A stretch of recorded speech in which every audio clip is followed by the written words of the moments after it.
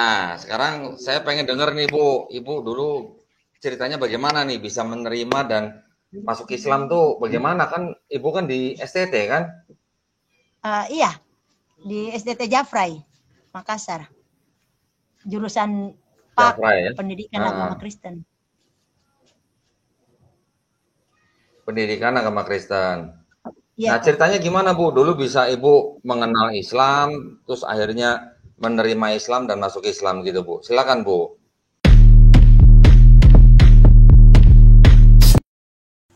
Shalom saudaraku, salam damai sejahtera di dalam kasih Kristus. Berjumpa lagi dengan saya. Didi Tuli, kita akan belajar berapologetika bersama-sama di channel ini.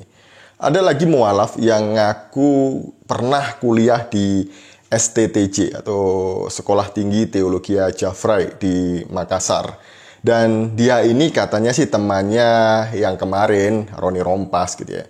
Tapi beda angkatan. Mungkin ada orang yang bertanya, kenapa sih Didit ini kepo kali, terus nggak suka dengan mualaf-mualaf? Bukan gitu ya. Saya itu nggak suka dengan mualaf karena orang yang sudah mualaf tuh ya udah mualaf aja gitu. Karena semua orang itu punya hak dan haknya dilindungi undang-undang. Hari ini mau masuk Islam, mau Hindu, Buddha, Kristen, Konghucu, terserah. Itu hak masing-masing orang. Tapi yang menjadi masalah adalah ketika dia mualaf, kemudian masih membawa institusi atau lembaga di mana dia pernah kuliah, sekolah, atau bahkan bernaung di dalam pelayanan. Bagi saya itu tidak etis ya. Kalau mau mualaf ya sekali lagi mualaf aja. Kemudian nggak perlu juga show di depan kamera, di YouTube atau di apapun itu menjelek-jelekkan agamanya yang dulu. Saya juga nggak suka kalau ada murtadin melakukan hal yang sama gitu ya. Sudah menjadi Kristen, kemudian dia masih menjelek-jelekkan agamanya yang dulu. Ya itu bagi saya nggak perlu lah ya. Kalau udah jadi Kristen, ya jadi Kristen aja. Belajar Kristen yang benar, sungguh-sungguh, yang rajin gitu ya. Nah sama dengan mualaf ya. Mualaf aja. Belajar Islam yang benar, yang sungguh-sungguh, yang rajin, yang taat gitu ya. Nggak usah bawa-bawa institusi yang lama gitu ya. Apalagi ini kan institusi besar kayak STT Jafra ini dibawa-bawa, kemudian ini kan jadi nggak baik dan harus diluruskan. Nah, ibu ini namanya panjang, ini mirip kereta api namanya. Saya nggak bisa menghafal karena panjang sekali. Tapi ibu ini ada nama yang tercatat di database Dikti. Namanya itu Darmawan Ratu Timoraya. Nanti saya akan ungkapkan mengenai data di database Dikti ini ya. Nah, sebelumnya, mari kita bersama-sama melihat video berikut ini. Jadi, tapi karena saya bilang amanahnya orang tua, saya ikut kan kok. Jadi waktu selesai ujian meja lulus, bisa diucapkan selamat sama dosen di kampus. Selamat, sudah gelar SPDK, Sarjana Pendidikan Kristen. Saya pulang kasih tahu Bapak. Jadi saya tanya, jadi Bapak bilang, syukur masa depanmu itu. Jadi dia bilang katanya, saya bilang, Bapak hadir wisudaku. Dia diam kok. Kan wisuda bulan 9. Jadi tinggal mungkin saya bisa kasih lihat kan ya kok. Bukti skripsi. Iya. Itu kok. Jadi itu kan aku bilang toko toh. Tapi sudah dapat ijazah ya Bu ya? Sudah dapat ijazah? Enggak sempat kok. Saya enggak sempat urus karena kan ketahuan bilang saya sudah Islam, sudah berjilbab. Jadi ini kok skripsi kok. Ini pengaruh Pak terhadap konsep diri siswa usia 6 sampai 11 tahun di Sekolah Dasar Negeri Bulu Gading, Makassar. Ini. Iya. Waduh. 3 kok. Ini kan aduh tapi tidak terawat kok. Dapat nilai apa Bu Darmawan? Aku. Dapat nilai apa Bu? A plus ya? Enggak plus sih kok, cuma A. Ini bukan A plus ya Bu ya? Ini hasilnya, ini pemeriksaan ini kok.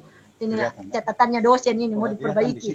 Nah, kalau melihat kesaksian dari ibu ini, banyak hal yang janggal yang perlu dikoreksi dan dipertanyakan mengenai apa yang dia sampaikan. Memang ketika saya konfirmasi dengan beberapa orang, teman saya di alumni STTJ, orang ini memang pernah kuliah di STTJ, Sekolah Tinggi Teologi Jafrai, Makassar. Dan kemudian ibu ini tidak tamat, hilang entah kemana menurut kesaksian orang-orang yang saya hubungi. Contohnya, ini ada yang menjawab gini. Pernah kuliah angkatan 2011 kelas malam. Jadi ibu ini kelas malam, bukan kelas reguler yang 24 jam di kampus, enggak. Dia kuliahnya itu hanya malam. Jadi dia hanya datang ke kampus itu malam hari untuk kuliah. Bisa jadi karena dia kerja. Dan kelas ini biasanya diperuntukkan orang-orang yang kerja di luar gitu ya. Kemudian sering kerasukan dan sering dilayani oleh almarhum Pendeta Enoch. Pernah kesaksian di kapel pada saat almarhum Pendeta Enoch khotbah di kapel. Jadi menurut ini ibu ini sering kerasukan dan sering didoakan juga di kampus, di kapel waktu ibadah bersama-sama gitu ya. Dan kemudian ada yang menjawab begini. Memang beliau ini seangkatan dengan saya, cuma dia kelas malam, tapi nggak tamat. Nah kan sudah 2 orang. Banyak orang sebenarnya yang klarifikasi mengenai ibu ini ya. Tapi saya hanya membaca beberapa saja, nggak semuanya. Jadi sekali lagi ibu ini kelas malam, bukan full 24 jam di kampus, tidur di asrama begitu, enggak. Kemudian seterusnya, Ibu Darmawan pernah belajar sama kami di kelas malam, tapi nggak lama hilang tanpa kabar waktu itu. Jadi hilang tanpa kabar waktu itu. Wow, hilang kemana ini? Hilang ditelan bumi kah? Hilang kemana? Jadi ibu ini hilang waktu kuliahnya belum selesai. Jadi ya nggak ada berita. Kalau hilang itu berarti kan nggak ada surat resmi ibu ini mengundurkan diri. Atau nggak ada pernyataan dari sekolah bahwa ini di DO. Jadi murni orang ini hilang tanpa jejak gitu ya. Nggak mengundurkan diri juga nggak apa begitu. Dan inilah fakta sebenarnya. Tadi dia kan ngomong bahwa dia ini pernah sekolah angkatan 2011. Kemudian jurusan PAK, sudah nulis skripsi, sudah ujian meja, kemudian disalami, dapat sarjana. Nah, di sini ada yang janggal ya. Dia sudah ujian skripsi, kemudian dapat nilai A, dan disalami selamat mendapat gelar sarjana. Padahal ketika ujian skripsi itu tidak ada itu. Hanya ada yang bersangkutan ini layak untuk diwisuda sebagai. Nah, begitu. Untuk mendapatkan gelar itu, ada proses selanjutnya, yaitu wisuda. Ijazah itu diberikan juga pada saat wisuda. Nggak ada ijazah itu diberikan waktu ujian skripsi, itu nggak ada. Kalau ada sekolah yang model begini, itu sekolah yang ngawur itu. Ngaco itu nggak sesuai standar itu ya, nggak sesuai standar dikti. Pasti sekolah-sekolah yang seperti ini itu tidak terakreditasi karena tidak sesuai standarnya dikti. Nah, dia tadi kan ngomong gini, dapat nilai A. Ingat ya, dapat nilai A, tapi ketika dia nunjukkan skripsinya itu masih dibendel. Masih dijepit itu loh ya, dijepit klip itu ya. Dijepit dan dia bilang banyak koreksi dari dosen. Nah, ini ketahuan nih. Kalau seseorang ujian skripsi kemudian dapat A, itu tidak ada catatan dari dosen untuk perbaikan. Istri saya dulu dapat B+, saya dapat A dulu waktu ujian skripsi. Dan nggak ada juga, saya nggak ada perbaikan dari dosen, nggak ada, langsung saya jilid gitu ya. Istri saya B+ aja karena dia ujiannya bagus, bisa mempertanggungjawabkan semuanya, juga nggak ada. Itu masih ada di lemari buku, di rak buku ujian skripsinya. Jadi skripsi yang dibawa dia waktu ujian itu masih ada. Jadi nggak ada coretan-coretan dari dosen itu. Jadi ibu ini ngaco ini. Kemudian yang selanjutnya, skripsinya tadi itu kan masih dibendel gitu ya, masih dibendel. Nah, skripsi yang masih dibendel biasanya itu adalah skripsi yang dibawa untuk dikoreksi oleh dosen pembimbing. Skripsi yang sudah maju ke meja sidang itu sudah dijilid. Meskipun jilitannya itu jilitannya itu jilitan biasa itu loh, yang bukan jilitan yang hardcover, bukan, jilitan biasa yang pakai kertas buffalo atau apa ya, pokoknya yang belakang kertas, kemudian di depan itu mika.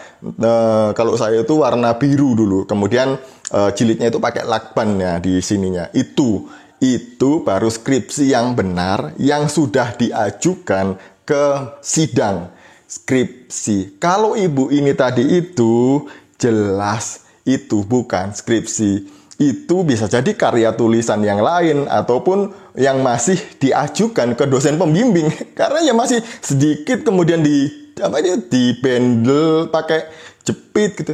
Nggak ada itu mah ngaco, bohong-bohong. Nah, selain itu ada fakta lain yang menarik dari ibu ini.